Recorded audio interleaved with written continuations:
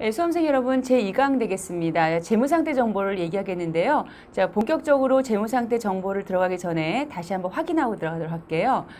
우리 지난 시간에 회계의 정의를 공부하면서 기업의 많은 이해관계자들이 알고 싶어하는 정보의 욕구가 있다고 그랬죠. 그렇죠? 그래서 이제 그 기업은 기중에 내가 기록을 통해서 정리된 회계 정보를 어떻게 해야 될까요? 자, 이 정보 이용자한테 전달을 해줘야 되겠죠. 자, 이러한 과정을 우리가 어카운팅 회계다 이렇게 말씀드렸죠. 그래서 이게 바로 이제 회계다 이렇게 정의를 했어요. 자, 그렇다면 이 전달하는 과정에서 전달되는 정보, 이게 회계 정보지 않습니까? 그러면 이 회계 정보는 어떠한 정보가 있을까요? 일단 제가 지난 시간 말미에 잠깐 말씀드렸는데 여러분 생각해 보세요. 이 주체들이 알고 싶어하는 정보의 수요가 있지 않습니까? 그 수요들을 우리가 일반화시켰을 때 크게 대표성으로 어떤 정보를 주로 알고 싶어 할까? 이거 생각해 보면 되잖아요. 여러분 제가 지난 시간 마지막에 잠깐 말씀드린 것처럼 대부분 사람들은 그 기업의 실적을 알고 싶어 하지 않습니까? 회계 공부를 안 하더라도 자, 플러스면 이익이고 마이너스면 손실이잖아요. 그래서 그러한 정보를 알고 싶어 하죠. 그래서 이러한 것이 바로 실적과 같은 것을 우리가 뭐라고 하냐면 경영성과 정보다 이렇게 얘기해요. 그쵸? 근데 이제 이런 실적 말고 또 뭘 알고 싶어 하냐면 그 기업의 겉으로는 번드르르 해요. 근데 알고 봤더니 다 빚인 거예요. 그러면 그 기업은 진정한 실속이 없는 거죠. 자, 이러한 상태를 우리가 뭐라고 합니까? 일반적으로는 재정 상태 이렇게 얘기하지만 우리는 이런 것을 재무 상태라고 해요. 그래서 그 기업이 가지고 있는 자산에 우리가 플러스적인 것과 마이너스적인 게 있어요. 자, 이러한 관계성을 해석하고 우리가 해석하는 내용이 바로 뭐냐면 재무 상태다 이렇게 얘기하거든요. 그래서 이제 우리가 알고 싶어하는 정보 대표적으로 일반화시켰을 때 이 두 가지가 대표적이다 이렇게 볼 수가 있어요. 그러면 이제 우리가 이러한 재무 상태는 재무 상태 정보는 어떤 것들을 통해서 우리가 정보를 알 수 있을까? 이걸 공부하게 되고 이러한 재무 상태 정보는 어떤 보고서를 통해 전달될까? 자, 이런 걸 공부하게 되는 거예요. 자, 성과도 마찬가지고요. 그래서 이제 요번 강좌는 바로 요거죠. 재무 상태에 대한 내용을 지금부터 공부하려고 하는데 저희가 아직 구체적으로 복식 보기를 공부한 게 아니기 때문에 지금 공부하는 회계 정보는 우리가 산에 올라가기 전에 산을 보듯이 개괄적으로 보는 것이다 이렇게 보시면 되겠고요. 재무 상태 정보에 대해서 지금 이 시간부터 한번 확인해 보도록 할게요. 자, 재무 상태란 무엇인가? 여러분 이제 회계 정보 1 그랬는데 여기 1, 2는 제가 그냥 임의로 기록한 거고요. 그냥 재무 상태란 무엇인가? 이 재무 상태 정보를 얘기해요. 자, 그러면 이 말이 좀 회계적인 표현이니까 어렵죠. 그럼 쉽게 얘기해서 자, 이 재무 상태는 여러분 예를 들어서 그 어떤 회사 어떤 사람이 이제 건물이 있어요. 그러면 건물을 뭐라고 하죠? 자산이라고 하는 것은 회계 공부 안 해도 우리 알고 있잖아요. 자, 이게 100억이라고 봅시다. 건물이. 이거 자산이죠. 근데 이 자산 100억짜리가 있다고 해서 우리는 모두 그 사람이 부자라고 얘기하기는 아직 몰라요. 대부분 부자일 가능성이 높겠죠. 근데 이 속에는 뭐가 있을 수 있습니까? 내가 차입한 돈이 있을 수가 있다는 거죠. 은행으로부터 대출받은 돈이 있을 수 있다는 거예요. 자, 그래서 이 자산 안에 우린 두 가지가 있단 말이죠. 어떻게 하죠? 하나는 뭐가 있다? 빚이 있을 수 있고 나머지가 뭐예요? 나머지가 내 돈이죠. 이 두 가지로 구성돼서 자산을 산 거죠. 그래서 만약에 예를 들어서 빚이 아무것도 없다. 그럼 내 돈이 완전히 100억이죠. 자, 내 돈이 0이다. 모두 빚을 갖고 샀죠. 뭐 이런 거죠.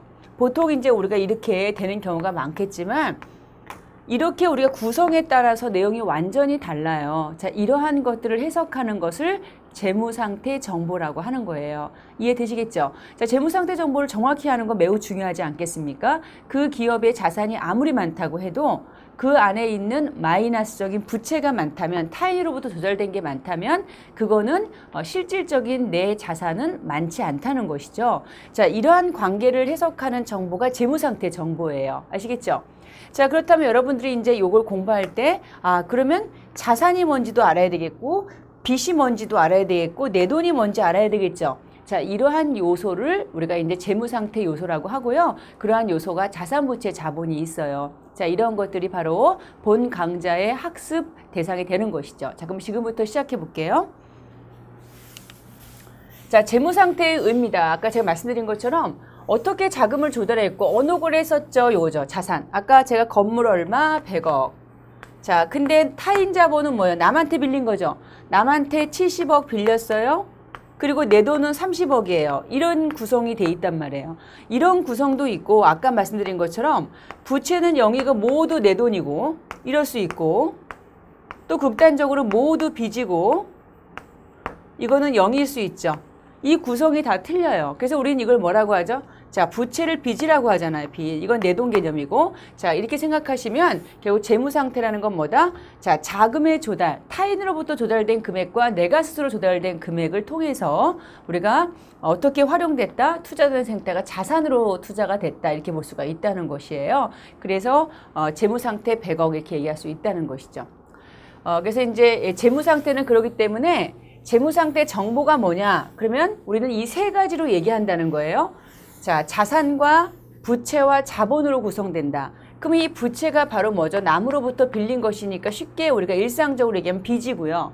내 돈은 뭐죠? 이 총 자산에서 자, 내가 빌린 게 포함되어 있죠. 자, 그러니까 이거를 뺀 순수한 뭐가 될까요? 순자산, 내 돈 개념이 된다 이렇게 보시면 되겠어요. 그래서 이런 세 가지의 관계를 우리가 이제 해석하는 게 바로 재무 상태니까 자, 그렇다면 공부는 어떻게 될까요? 자산 너는 누구냐? 부채, 자본 이것에 대한 정의부터 시작되고요. 그러한 정의를 통해서 우리가 어떠한 자산의 이름들이 있는지를 개괄적으로 살펴보도록 하겠습니다. 자, 자산이 뭔지 한번 우리 생각해 볼게요. 여러분 이제 이것도 제가 회계의 정의에서 말씀드린 것처럼 자산의 정의를 교과서에 있는 그대로 무조건 외우지 마시고 여러분이 생각하는 자산들을 한번 나열해 보세요. 그리고 그 자산들이 갖고 있는 공통적 특성을 찾아보시면 자산의 정의가 도출됩니다. 자, 여러분 지금 주변에 자, 이 스튜디오 안에 우리 회사에서 가지고 있는 자산들을 한번 생각해 볼까요? 자, 여기 지금 뭐가 있습니까, 여러분? 칠판이 있죠? 그쵸? 자, 교탁도 있고, 자, 컴퓨터도 있습니다. 물론 저기 본사에는 현금도 있겠죠. 자, 예금도 있겠죠. 그 다음에 이거 건물도 있어요. 토지도 있어요. 이런 것들, 이거 다 자산이라고 우리 생각하잖아요. 그렇지 않습니까? 자, 이런 걸 자산이라고 해요. 그냥 막연하게. 그럼 이들의 공통 특징을 우리가 한번 찾아보자는 거예요. 이것들의 공통 특징은 뭡니까? 뭐죠? 돈이 된다는 거예요. 여러분 보세요. 이 칠판이나 교탁은 물론 쓰던 거죠. 쓰던 거지만 이거 중고시장에 가면 금액은 작더라도 어쨌든 돈 되죠. 그 돈 돼요. 팔면 돈 되죠. 자, 그리고 또는 이건 사용하면서 사용하는 자산이니까 우리가 교육 컨텐츠 회사이기 때문에 이런 그 스튜디오 안에 칠판을 바로 이제 강좌를 우리가 하면서 활용하는, 그래서 수익을 창출하는 데 기여하는 자산이란 말이죠. 역시 돈에 공헌하는 거죠. 컴퓨터도 마찬가지예요. 그쵸? 이것도 팔면 돈 되고 수익 창출에 공헌하죠. 건물도 마찬가지, 토지도 팔면 돈 되죠. 현금은 돈 그 자체고요. 예금은 인출하면 돈 되죠. 자, 결국 그렇기 때문에 자산이라는 것은 결국 현금 유입을 가져오는 자원이다. 이렇게 생각하시는 게 쉽죠. 그렇지만 우리가 보통 교재에는 돈이라는 표현을 직설적으로 표현하지 않는단 말이에요. 자, 그래서 그러한 말을 조금 어려운 표현으로 우리가 바꿔놓은 거죠. 자, 그래서 자산이라는 것은 돈, 즉 우리가 현금을 가져오는 자원들인데 그러한 자원들을 우리가 조금 회계적인 용어로 바꾸는 그런 과정을 지금 하면 됩니다. 자, 그럼 이제 교재 잠깐 보시면은요. 자, 기업이 소유하고 있는 현금, 예금, 비품과 같이 재화와 채권. 이 재화라는 채권도 마찬가지로 어려운 단어죠. 받을 권리고 이건 재화잖아요. 상품 같은 것들. 그럼 이것들도 궁극적으로 뭡니까? 받으면 돈 되죠. 팔면 돈 되거든요. 금전적 가치가 있다. 이 얘기는 현금이 된다는 거죠. 그래서 자산은 현금을 가져오는 자원들 이렇게 생각하면 돼요.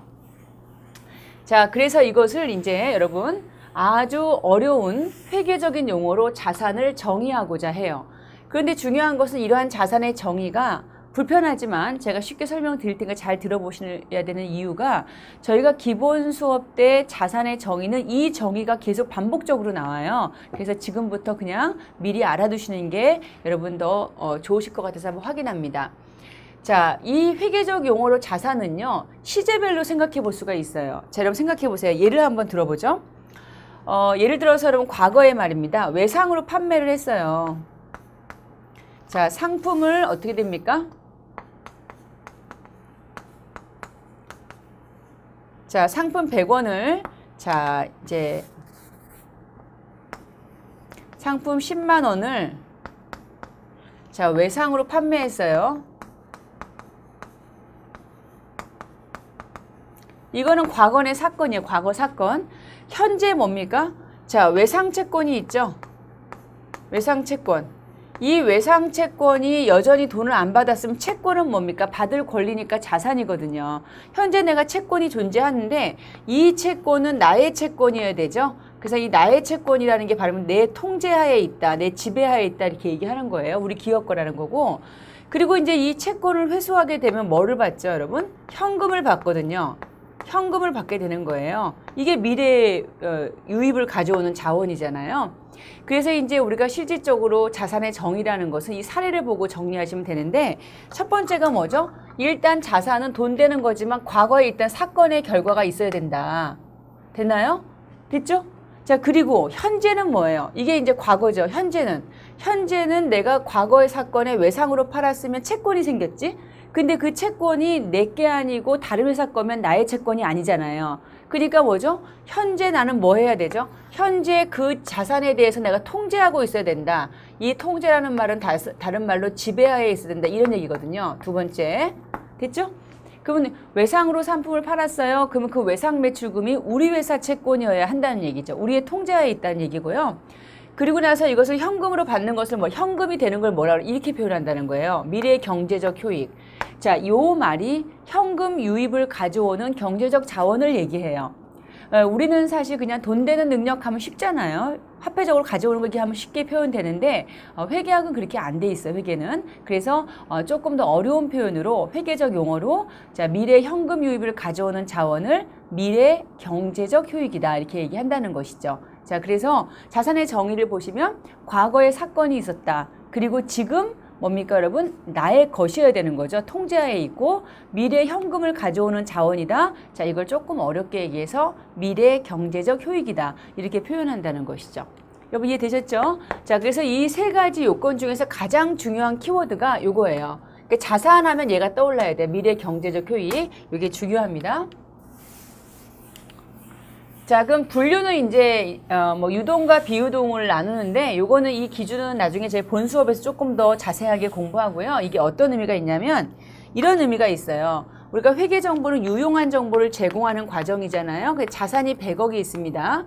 그냥 자산 100억 이렇게 하면 아, 자산이 현금 유입을 가져오는 게 100억이구나 라고 생각을 합니다. 그런데 이게 언제 유입이 될지를 알 수가 없잖아요. 그래서 우리가 이 자산 중에서 조금 빠르게 현금 유입을 가져오는 게 뭡니까? 유동자산. 조금 늦게 미래 경제적 효익의 유입을 가져오는 게 뭡니까? 비유동자산. 이렇게 생각하시면 돼요. 그래서 우리가 유동이 예를 들어 30억이고 비유동이 70억이다. 자, 여러분 이렇게 정보 이용자한테 보여주는 것보다 자, 기간성에 따라서 유동과 비유동 구분해서 이렇게 공시하는 것이 훨씬 더 정보 이용자한테 판단하기에 유용한 정보가 되겠죠. 그래서 우리가 이 자산도 이렇게 유동과 비유동으로 구분해서 표시한다는 것이죠. 그 정도만 보시면 되겠고요. 자, 그렇다면 이제 자산이라는 것은 돈 되는 능력이고 미래 경제적 효익이라고 그랬어요. 자, 이렇게 보시면 돼요. 자산은 자, 미래의 경제적 효익이고 현금 유입을 가져오는 거죠. 그러면 이제 우리가 구체적으로 그럼 자산이 어떤 건지 일반적으로 알았어요. 자, 그러면 이렇게 현금 유입을 가져오는 미래 경제적 효익인 자산에 구체적인 뭐가 있을까요? 이름들이 있겠죠. 이러한 성질을 가지고 있는 구체적인 이름들을 우리가 뭐라고 하죠? 자, 계정 과목이라고 해요. 아시겠죠? 그래서 우리가 이제 일반적인 거래 형태를 우리가 구체적인 약속의 이름으로 정하는 거죠. 이 계정 과목은 약속이에요. 그래서 그 약속을 우리가 이제 지금 기초기 때문에 개괄적으로 본다 이렇게 생각하시고 요건 지금 조금 다 익숙하지 않더라도 계속 반복적으로 나올 거니까 자산의 이러한 자산들은 이러한 이름으로 쓰는구나 이렇게 약속이에요. 그래서 우리가 이제 거래 형태나 일반적인 용어들은 우리가 보통 알고 있는 이해하고 있는 내용들이거든요. 이러한 이해하고 있는 내용들을 이렇게 회계적인 용어로 체인지하는 거, 바꾸는 과정이 기초회계라 이렇게 보시면 되고요. 근데 개정 과목은 처음부터 암기하고 시작해야지 이렇게 생각하실 필요가 없습니다. 어차피 반복적으로 나오니까 문제 풀다 틀리면 다시 보면 돼요. 너무 거기에 스트레스 받지 마시고 하나씩 정리해 보도록 해요. 자, 무슨 얘기인지 아시겠죠? 쉽게 얘기해서 아까 현금 유입을 가져오는 게 자산이라고 했어요. 그러면 현금 유입을 가져올 수 있는 미래 경제적 교육이 자산이면 거기에 뭐가 있겠어요? 현금도 있겠고 예금도 있겠고 자, 외상으로 판 외상 매출금도 현금 되죠? 그렇지만 그들의 사건들은 다 내용이 다르잖아요. 그래 똑같이 돈이 되더라도 사건들이 다 내용들이 있죠. 그 내용별로 이름을 명명해 준 거예요. 그래서 이러한 내용들은 요 이름으로 써주자 이렇게 약속을 한 거죠. 무슨 얘기인지 아시겠죠? 그렇지만 이것들은 모두 공통 특징이 뭐다? 자산이다. 현금 유입을 가져오는 것이다. 이렇게 볼 수가 있다는 것이죠. 이해되시겠죠? 이렇게 확인을 부탁드리고 자, 그럼 하나씩 한번 살펴볼게요. 자, 여러분 현금. 현금은 여러분도 좋아하시고 저도 좋아하죠. 근데 이 현금은 우리가 흔히 현금이다 하면 여러분은 어떤 생각을 많이 하시나요? 자, 현금 하면은요. 보통 보면 여러분 지갑을 열어보시면 지폐가 있지 않습니까? 이제 우리가 지폐가 있어요. 지폐. 그것도 뭐 있어요? 주화가 있어요. 여러분 요 두 가지는 우리가 뭐냐면 한국은행에서 발행하는 거거든요. 이것을 통화라고 그래요. 통화. 자, 그래서 요거를 우리가 요 두 가지를 뭐라고 한다? 통화다 이렇게 얘기해요. 통화. 근데 여러분들 지갑 속에 지폐나 주화 말고 자기합수표 10만 원권이 딱 꽂혀 있어요. 그러면 이 10만 원에 대해서 여러분이 돈이 아니라고 생각하지 않으시죠? 10만 원도 현금처럼 쓰시잖아요. 자, 이거는 지폐와 주화는 아니지만 자기합수표는 은행이 보증한 수표이기 때문에 현금과 별반 차이가 없죠. 그래서 원래는 지폐와 주화가 아니지만 이 통화처럼 쓰이는 것들을 우리가 뭐라고 하냐면 통화 대용증권이라고 그래요. 통화처럼 대신 사용한다 이렇게 얘기해요. 통화 대용증권. 됐나요? 자, 그래서 이런 것들이 자기합수표 같은 것들이 있다는 거죠. 그래서 우리가 현금은요. 협의의 현금은 요 두 가지를 얘기해요. 이게. 우린 이걸 뭐라고 하죠? 내 지갑 속에 있는 현금이다. 그래서 수중에 있는 현금이다. 이렇게 얘기합니다. 이게 수중에 있는 현금이라고 하는 거예요. 이게. 아시겠죠? 자, 그런데 우리가 현금 중에서 또 어떤 게 있냐면 협의의 의미는 여기까지만 현금으로 봐요. 근데 광의의 의미는 뭐냐면 자, 우리 요즘에 24시간 지급 코너가 많지 않습니까? 그래서 보통예금이라든지 자, 보통예금이라든지 그다음 또 뭐가 있죠? 요거 이제 좀 이따 배울 텐데 수표를 발행을 목적으로 하는 당좌예금이 있어요. 여러분 우리 이 두 가지를 우리는 뭐라고 하냐면은 얘는 언제든지 찾을 수 있는 거기 때문에 우린 이거를 뭐라고 하죠? 은행이 보관 중인 현금이라고 그래요. 은행이 보관 중인 현금.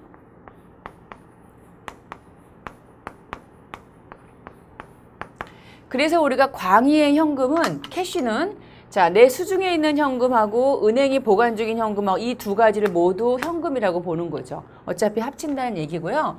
자, 그 다음에 당좌예금이 있는데 이 당좌예금은 얘는 뭐냐면 수표를 발행할 목적으로 하는 예금이에요. 자, 이게 무슨 얘기냐면 저희가 나중에 자세히 말씀드리겠지만 A라는 회사가 있어요. A사가 있고 B사가 은행이 있어요. 이렇게 B은행이 있는데 이 회사가 이제 은행하고 어떻게 하면 당좌 계약을 체결했어요.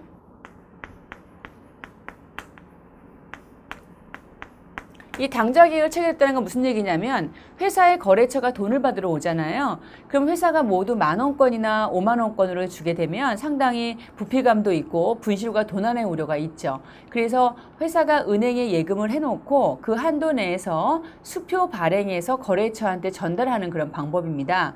그래서 그때 하는 예금이 당좌예금인데요. 그러니까 당좌예금은 다른 예금과 달리 수표 발행을 목적으로 하는 예금이에요. 그래서 이건 차후에 다시 공부하는데 그럼 예금이기 때문에 자산이죠. 저희가 나중에 공부합니다. 그러면 이 당좌예금을 증가시켜요. 그럼 여기도 이제 당좌 계정이 있겠죠. 얘도 증가가 되고 근데 이제 이 당좌예금을 인출하는 게 이게 마이너스인데 이 인출이 바로 뭐냐? 요 예입일 때 증가하고요. 요거 마이너스는 뭐 인출할 때 감소가 되지 않습니까? 우리는 요 인출을 뭐라고 그래요? 수표 발행이라고 해요. 그래서 이제 이 당좌예금에 대한 T 계정은 저희가 차후에 다시 자세히 공부할 거니까 그때 말씀드리는데 요 예금 자체는 수표를 발행할 목적으로 하는 거예요. 그래서 중요한 거는 만약에 당좌 수표를 발행하다 그런 문제가 나오잖아요. 자, 그러면은 회사가 수표를 발행했다는 것은 인출했다는 거예요. 당좌예금. 그 당좌예금의 감소로 처리해야 된다는 얘기거든요. 자, 그래서 당좌예금의 증가는 예입이고, 자, 이것의 인출. 이 인출인 경우 보통 우리가 이제 청구서를 쓰거나 지급기에서 인출하는데 여기는 반드시 뭐다? 수표 발행을 통해 인출한다. 이걸 정리하시면 되겠고요. 자, 그 다음에 이제 우리 그 현금 및 현금성 자산이 나와요. 이거 뭐냐면 현금. 여기 이제 이게 우리가 요즘에 그 계정 과목은 통합 계정이라는 게 있어요. 통합 계정은 여러 가지 계정을 한꺼번에 계산해서 우리가 이제 공시하는 것인데 공통 특징인 것을 나누어서 그냥 나열하는 것보다 공통 특징을 찾아서 우리가 압축해서 그 다음에 공시하는 것이 의미가 있겠죠. 자, 그래서 우리가 이제 이 현금과 관련된 거의 실질이 현금과 같은 것들을 묶어서 현금 및 현금성 자산이라고 해요. 그러면 이때 이 현금은 뭡니까? 요 이름을 딱 보니까 이렇게 돼 있죠.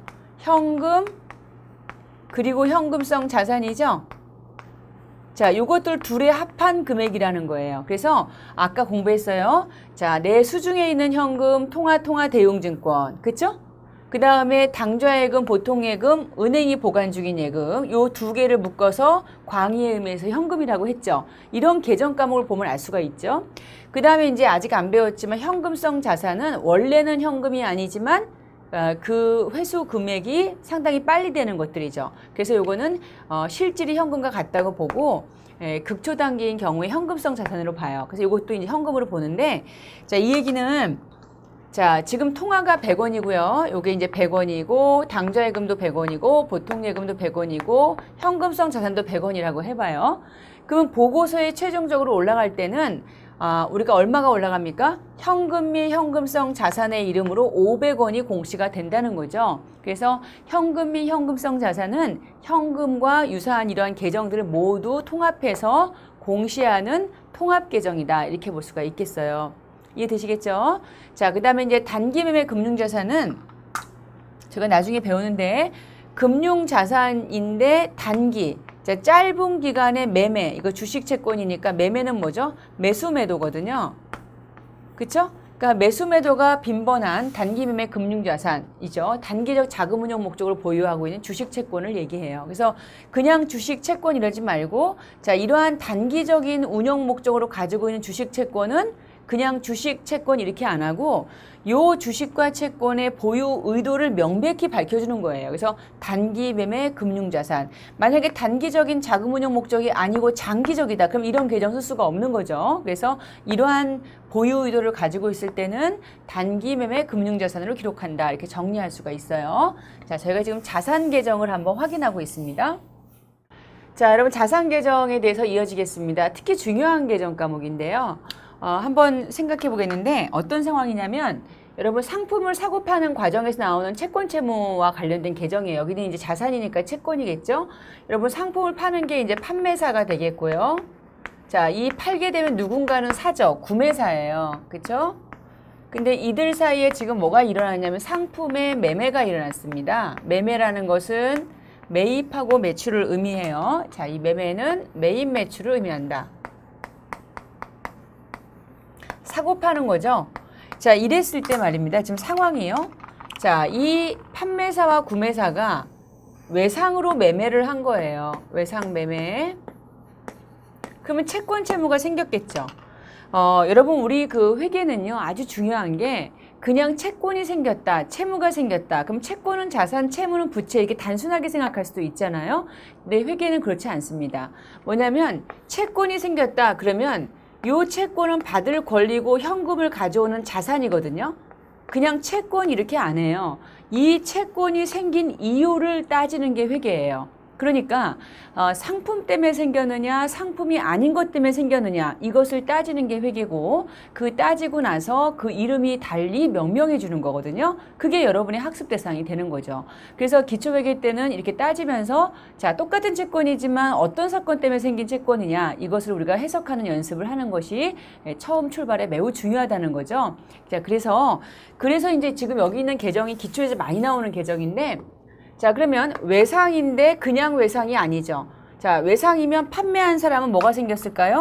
채권이 생겼죠. 채권. 그쵸? 외상 채권이 생겼죠. 자 여기는 뭐예요? 채무가 생겨요. 줘야 되니까요. 사고 안 준 거죠.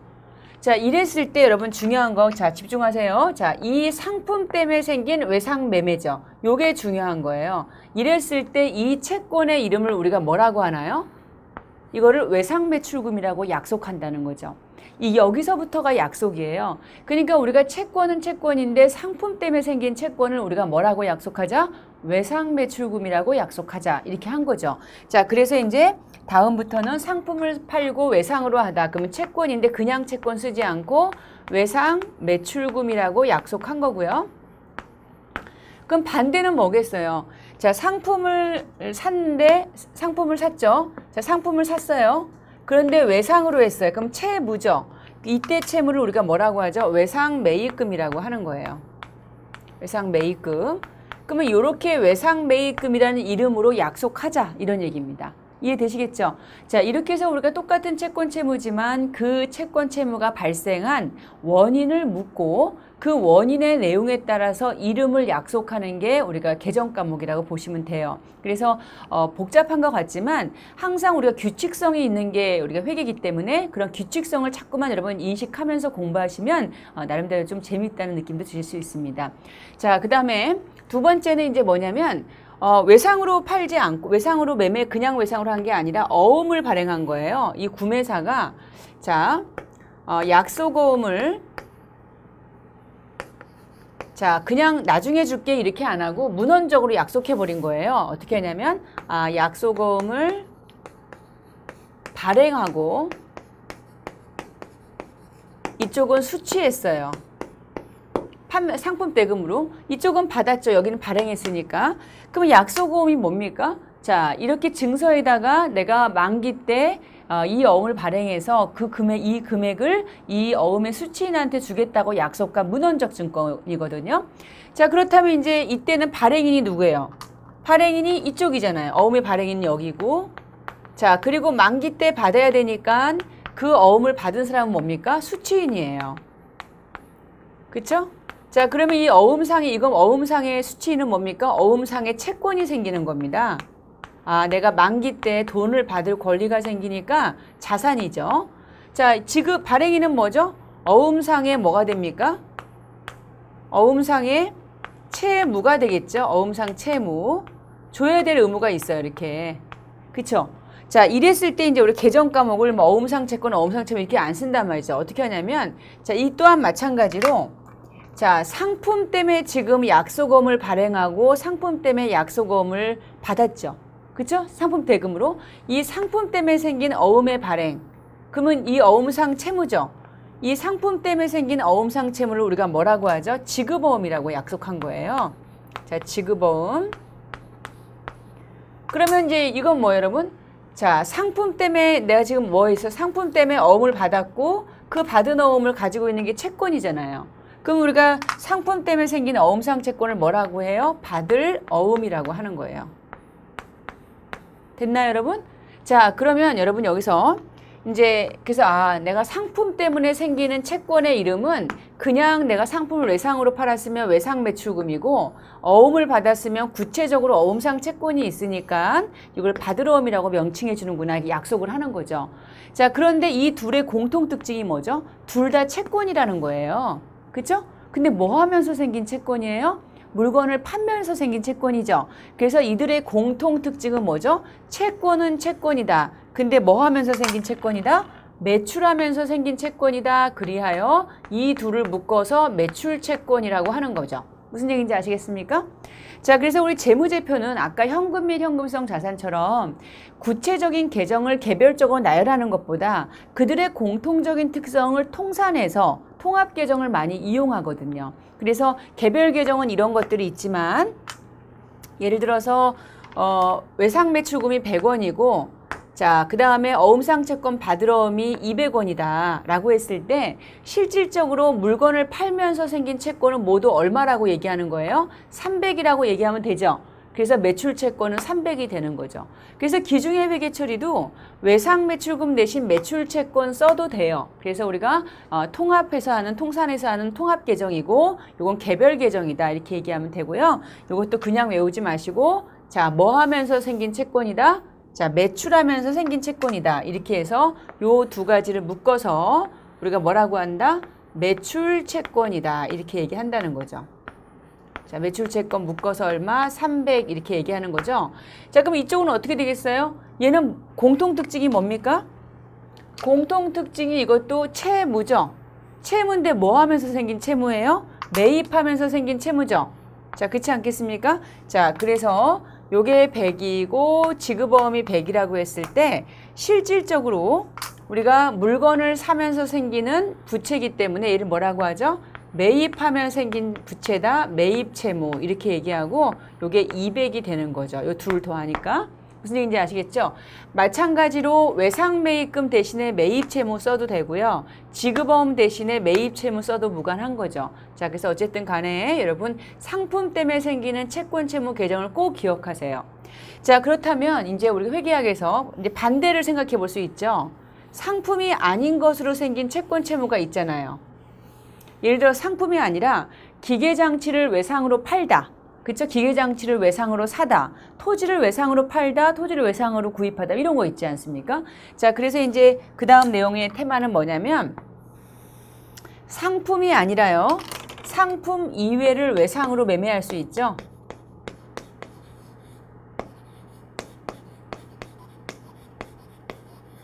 자, 이 상품 이외라는 게 뭡니까? 이게 이제 토지도 될 수 있고요. 기계도 될 수 있고요. 뭐 등등이잖아요. 그렇죠? 자, 이런 것을 외상으로 했을 때 여기도 뭐가 생겨요, 여러분? 채권이 생겨요. 채권이 생겨요. 여기도 아까 채권이 생겼잖아요. 근데 이 채권의 이름을 매출 채권이라고 한 거죠. 근데 얘는 뭡니까? 얘도 채권이, 얘는 뭐가 생겨요? 채무가 생겨요. 그럼 이 상품 때문에도 여기 채무가 있었죠. 자, 그렇지만 이 이름이 다르다는 거예요. 자, 여기는 지금 상품이 아니죠. 상품 이외입니다. 여기에 초점이죠. 상품 이외이기 때문에 이 채권을 우리가 외상 매출금이나 매출 채권으로 하지 않고 우리가 어떤 계정을 쓸까요? 미수금이라는 계정을 쓰는 거예요. 미수금. 이거 중요합니다. 미수금. 미수금도 분명히 외상 채권이에요. 받을 권리가 있고 외상으로 해서 생긴 채권인데 얘는 상품하고 관계가 없는 거예요. 근데 외상 매출금이나 매출 채권은 상품하고 관계가 있는 거고요. 그래서 똑같은 채권이지만 거래의 원천이 뭐냐 이걸 따져야 된다는 얘기고요. 자, 그러면 이제 상품 말고 기계장치라든지 토지를 사면서 외상으로 했다. 그러면 얘는 뭐가 될까요? 이때 채무 계정은 미지급금이 되는 거예요. 무슨 얘기인지 아시겠죠? 미지급금. 자, 그래서 우리가 요것이 이제 기초 때 중요한 내용인데, 자, 여기 내용을 한번, 책 내용을 다시 한번 확인을 해보도록 할게요. 자, 뭐 이게 아무것도 아닌 것 같지만 이러한 용어들이 이제 익숙해져야 되는 거거든요. 그래서 같이 한번 익숙해지도록 노력을 해봅시다. 여기 자료 보시면 외상 매출금이 나왔어요. 키워드가 뭡니까? 상품이에요, 상품. 상품을 외상으로 팔았죠. 그때 생기는 채권이에요, 키워드. 그쵸? 자, 그래서 우리가 크게 얘기하면 매출 채권이 되는 거예요. 이해되시겠죠? 그래서 자, 다시 한번 확인하면 외상 매출 상품 요게 중요하고 외상으로 매출했고 발생하는 채권이더라 이거고요. 받으러 온 뭐예요? 상품을 매출했죠. 자, 그리고 어음 수령이죠. 여러분 어음을 수령했다는 것은 어음상의 채권이라는 걸 제가 말씀드렸죠. 왜 어음상의 채권이냐면 수취인은 만기 때 그 대금을 받을 권리가 있거든요. 그것이 어음상 채권이라고 하고 이 어음상 채권을 우리가 약속한 이름이 받으러옴이에요. 자, 우리가 회계 공부를 하기 전에는 이렇게 알고 있어요. 어음상 채권이 생긴다, 채권이다 이런 얘기를 알아요. 받을 권리가 생기지? 그렇지만 우리가 이걸 공부한 다음에 어떻게 해야 되죠?